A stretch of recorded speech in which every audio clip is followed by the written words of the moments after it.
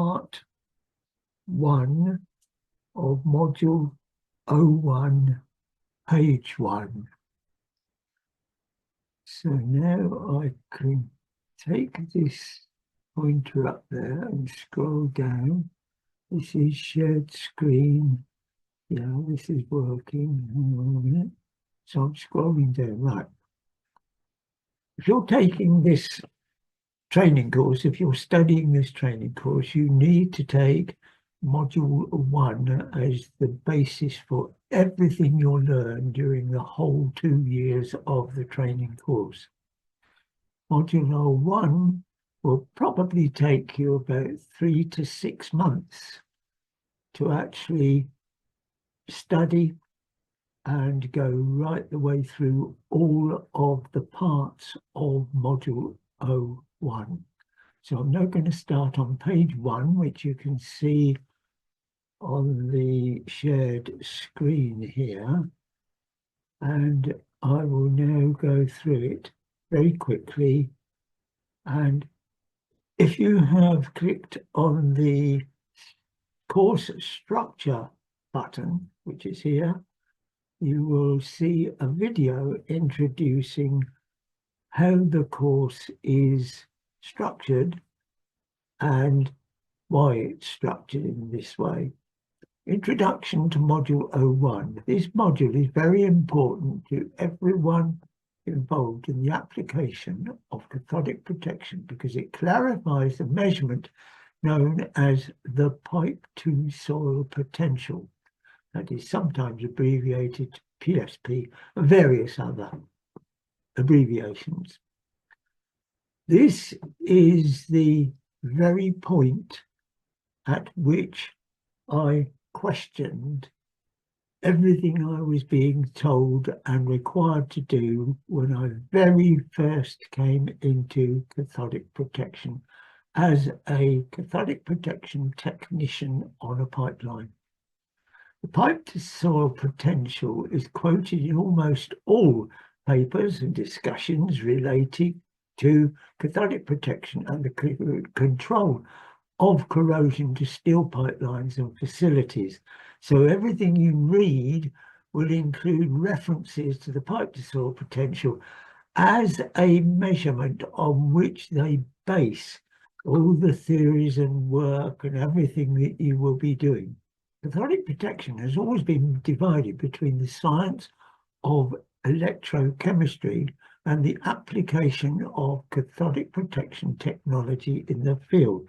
So in other words, the science writes out all of these things that you've got to do and how you should take the measurements and what those measurements will mean.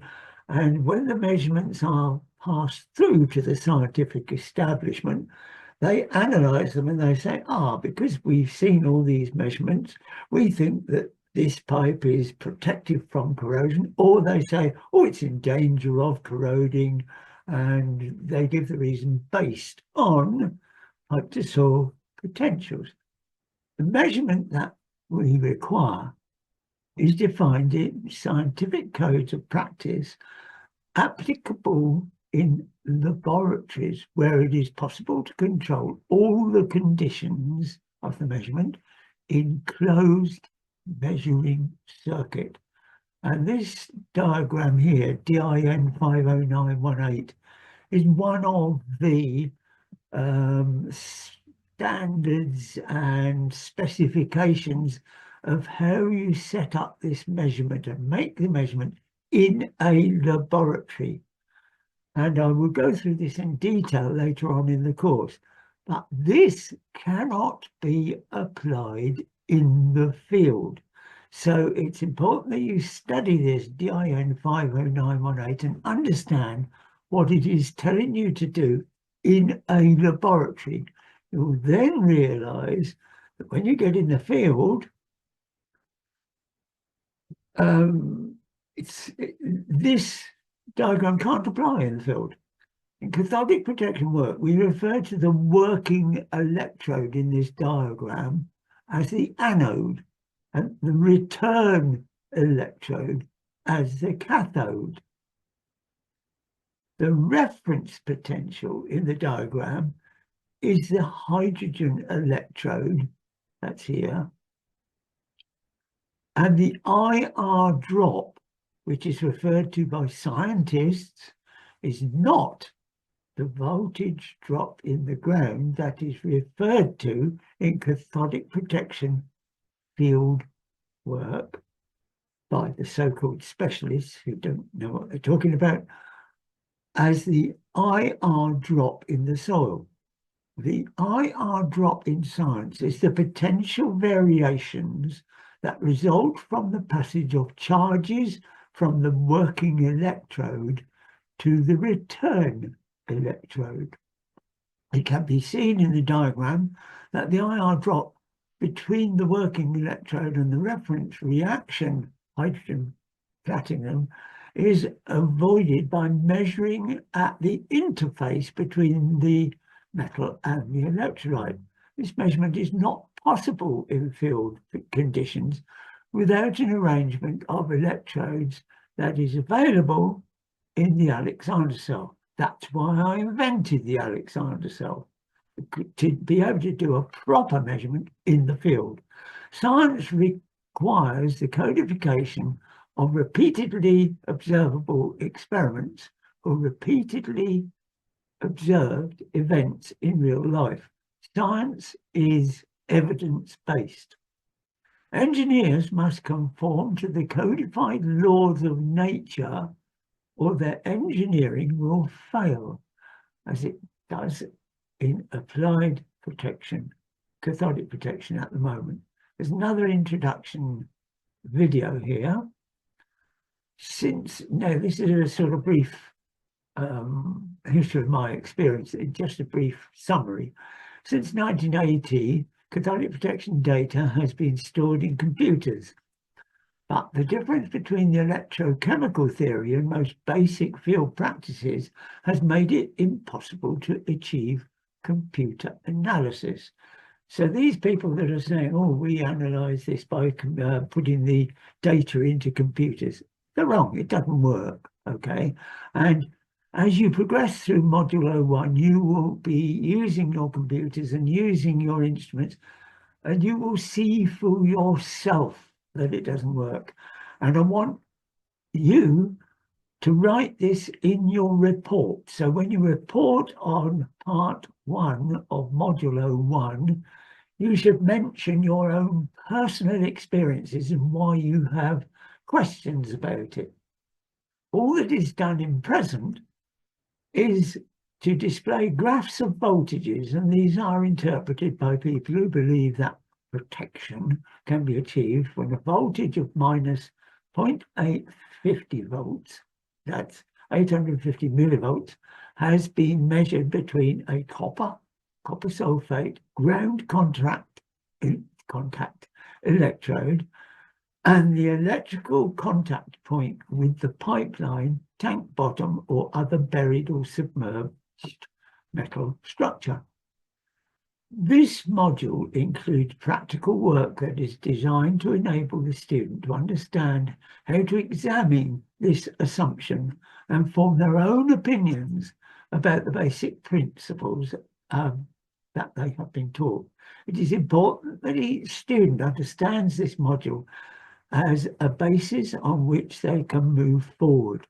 At the end of the course, each student will be required to represent a paper for publication on the CPN website that the merit of each paper will be assessed by the membership of Cathodic Protection Network.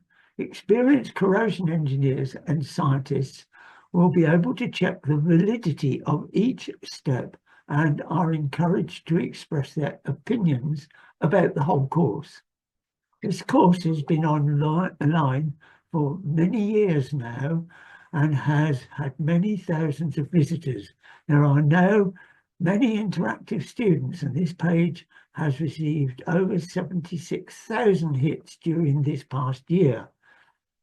For discussions on a variety of social and business network groups, it can be said that these pages are being used as a sort of reference book, but that this is not helping to enhance the practical application of cathodic protection, as many asset owners are working to the standards set by NACE, the National Association of Corrosion Engineers, and the Institute of Corrosion, both of which are not based on science. I am now working my way through the course to make it clear that it is essential that students start at the very beginning and do not move on until they thoroughly understand each module. I have received many reports as required for a certificate of understanding and ability, and so there are now many of us reviewing other reports that are being submitted. Software engineers who want to develop diagnostic software for cathodic protection and corrosion control need to understand the laws of nature that apply to our science. This course deals with that. Module 01 is deliberately basic in order to explain the laws of nature that govern us all and help students to understand the equations that are taught conventionally.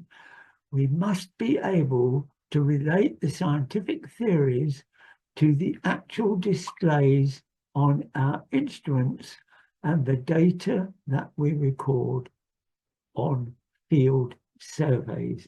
And that's the end of part 1 of